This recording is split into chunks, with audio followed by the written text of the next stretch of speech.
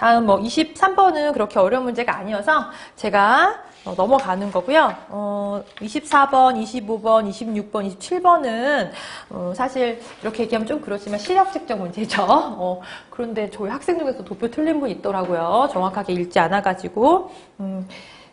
긴장하면 도표도 잘 안 읽혀요. 그거 당연한 겁니다. 근데 그거는 연습을 통해서 극복하실 수 있어요. 저도 막 소심해가지고 수능 시험 보는 날에도 정말 많이 스트레스 많이 받았고 사실 울기도 했고 막 이랬는데 그거는 수많은 연습을 통해서 극복하는 것이 밖에 사실 방법이 없죠. 자, 28번 보겠습니다. 어법상 틀린 부분 골라라.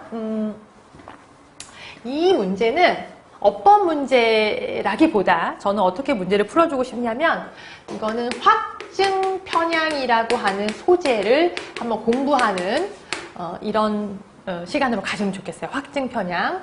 이게 confirmation bias라고 하는 아주 중요한 소재입니다. 요거에 대한 내용이기 때문에 제가 먼저 중요한 내용부터 먼저 설명을 하고 다시 이 글을 조금 살펴보도록 하겠습니다. 자, 첫 번째 어법 보겠습니다. possible. 제가 여러분들한테 계속 이런 얘기를 해요. 어법 문제는 두 가지예요. 선택형으로 나오거나 아니면 그냥 밑줄 그어놓고 얘가 많이 틀린지 골라라. 근데 여러분 얘가 품사가 뭐죠? 형용사죠. 형용사에 다짜고짜 밑줄이 그어져 있으면 우리는 뭐를 보란 얘기냐면 이 문제의 의도가 뭐냐면 이게 부사인지 형용사인지 알아보자 라고 하는 거예요. 요게 부사인지 형용사 자리인지. 그러면 형용사가 되려면 어떻게 돼야 되죠? 형용사 되려면 둘 중에 하나지. 얘가 보어 자리여야 돼요. 그러니까 주어, 동사, 보어이거나 주어, 동사, 목적어, 보어 요 자리에 오는 애여야 되는 거야. 근데 여러분 보어 자리에 만약에 형용사가 오게 되면 문제가 뭐냐면 얘네가 해석이 부사로 되거든요. 보어 자리는 원래 형용사가 오는 자리인데 한국어와 영어의 차이점 때문에 보어 자리에 오는 형용사는 다 죄다 부사처럼 해석이 돼요. 대표적인 게 뭐죠? 이런 거. 우리가 중학교 1학년 때부터 보는 문제 You look happy. 여기 행복하게라고 해석되지만 사실은 여기 happy를 쓰면 큰일 나죠. 절대 안 돼요. 무슨 말인지 알겠죠? 자, 두 번째는 뭐냐면 두 번째는 명사의 앞이나 때때로 뒤에서 이렇게 수식하는 거예요. 일단 이 자리가 이 형용사를 맞는지 한번 보자 이거죠. 이거 어떻게 돼요? 우리 모두는 원한다 대비아를 믿기를 우리의 뇌가 sort라는 말이 무슨 분류하다 through information sort 들어오니까 철저하게 분석을 하는 거예요. 정보를 in the most rational way 가장 이성적인 방식으로 가능한 한 way 또 수식하는 거죠. 그래서 rationally way 수식하고 impossibly way 수식하는 거니까 맞아요. 만든 문장이에요. 자, 그 다음 거 볼게요. 그 다음 두 번째는 이게 이그지스트예요. 이거 좀 지워야겠다. 이그지스트인데. 제가 또 이제 이런 얘기를 많이 했죠. 사실 우리 시험, 문법 시험에 가장 많이 나오는 거는 동사입니다, 동사. 동사가 어떻게 나오냐? 동사는 두 가지로 사실 구분할 수가 있어요. 진짜 동사. 제가 정동사라고 그냥 이름을 편의상 붙일게요. 주어 동사 할 때 이 동사 자리이냐? 이걸 제가 정동사라고 그냥 부를게요. 진짜 동사. 아니면은 주어나 목적어나 보어나 수식어 자리에 동사가 오는 거야. 그러면 주어 동사 이 동사처럼 오면은 큰일 나죠. 어떻게 와야 돼요? 이때는 준동사의 형태가 와야 돼요. 근데 이제 수능 시험 자체가 이렇게 문제가 나온다는 거죠. 주어 동사의 이 동사 자리에다가 to 부정사나 아니면 ing을 써요. 오답으로 만들기 위해서. 그러니까 이걸 디텍트하라는 거죠. 이걸 잘 보라는 거고 주어나 목적어나 보어나 수식어 자리에 준동사가 왔을 때에는 준동사가 뭐예요? 투부정사나 동명사나 현재분사나 과거분사잖아요. 이때는 보통 일반적으로 능동의 형태인지 수동의 형태인지를 물어보는 문제를 출제를 합니다. 자, 얘는 그러면 이게 무슨 동사인지 한번 볼게요. Common weakness in reasoning. 추론에 있어서 일반적인 약점들을 얘가 주어내요. 그럼 이거 동사네. 그죠? 동사 자리 맞죠? 게다가 얘가 3인칭 복수니까 수일치에서도 이그지스트가 맞네요. 그죠? 그리고 내용을 보니까 추론에 있어서 약점은 이렇게 얘기하면 일반적인 이야기를 가지고 있으니까 시제도 맞아요. 이제 주어 동사의 정동사가 시제나 해나 스위치 세 가지를 봐야 되는데, 제가 팁을 드리자면은, 최근의 경향에서는 시제는 보통 출제가 되고 있지 않기 때문에 시제는 보통 맞게 출제가 돼요. 자, 이렇게 생각하시면 되겠어요. 자, 그 다음에 3번 보겠습니다. 28번은 좀 공부를 하시면 좋겠는 그런 지문이에요. 3번, 여기가 ignoring이죠.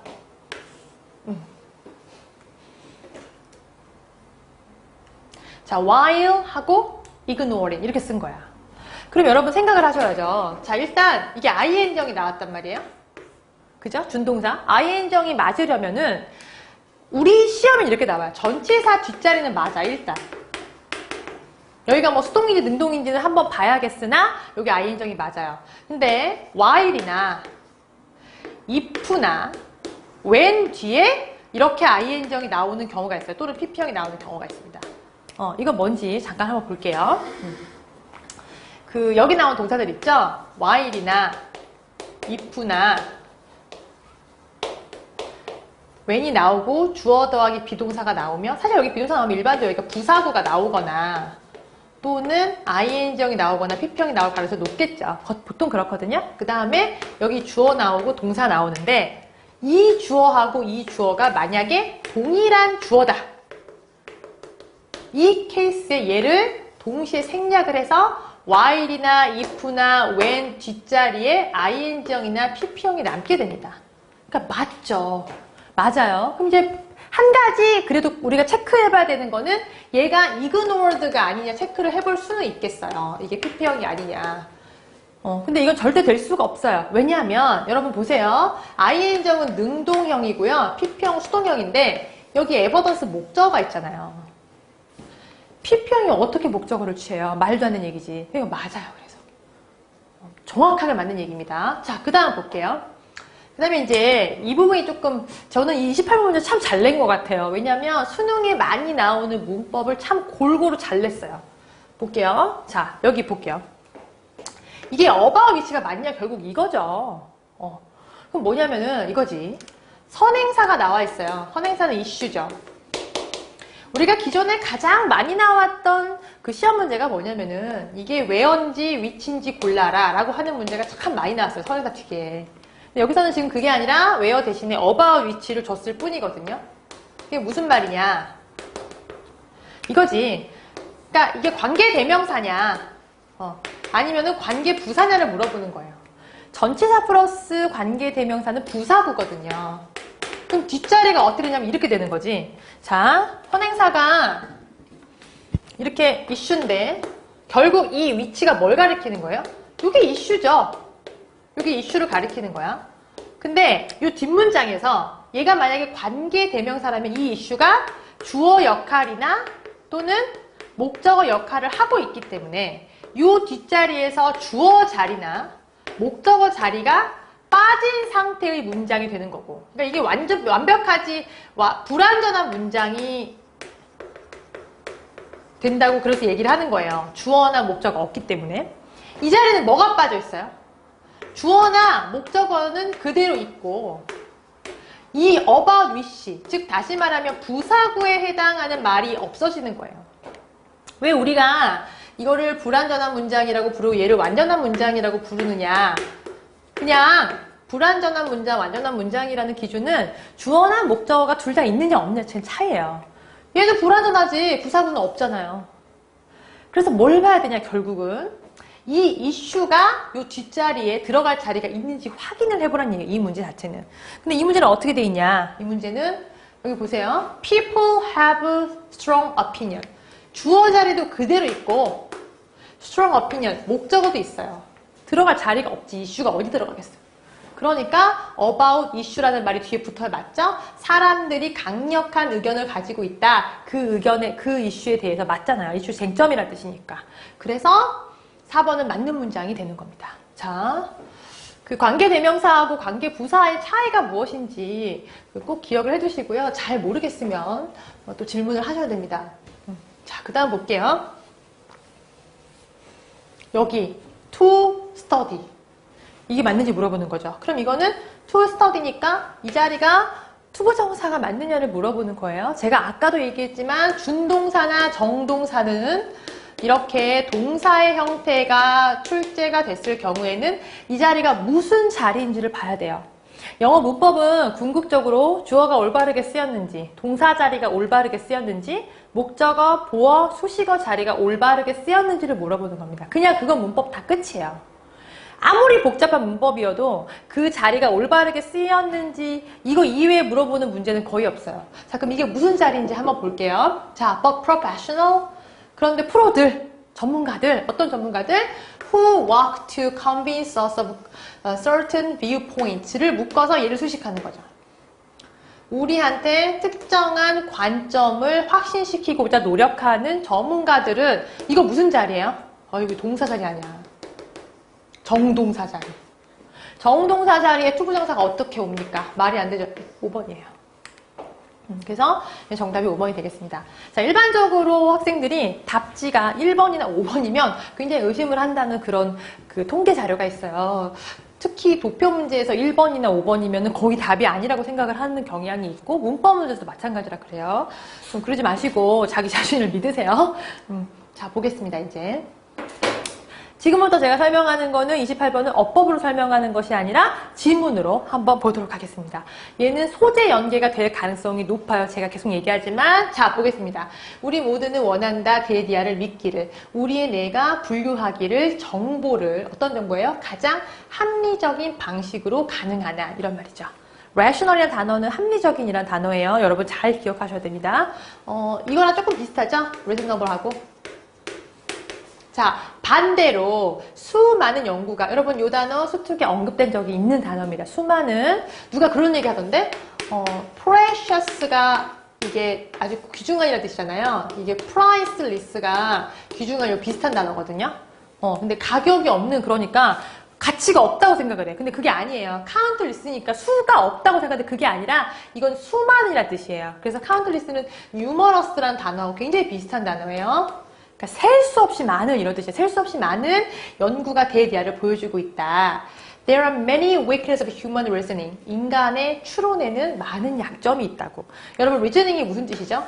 자, 우리가 빈칸 추론, 무슨 뭐 순서, 배열 이런 거 전부 다 추론 문제야. 추론이라는 것은 뭐냐면 합리적으로 근거를 판단해가지고 내가 판단을 내리는 거예요. 그러니까 합리적으로 여러 가지 근거를 가지고 합리적으로 내가 어떤 판단을 내리는 거, 그거를 리즈닝이라고 그래요. 근데 많은 연구가 보니까 이 연구, 합리적이라고 우리가 알려져 있는 이런 그 추론이 뭔가 약점이 있더라, 그런 얘기예요. 그럼 이 글은 뭐야? 인간의 추론의 약점을 얘기하려는 거죠.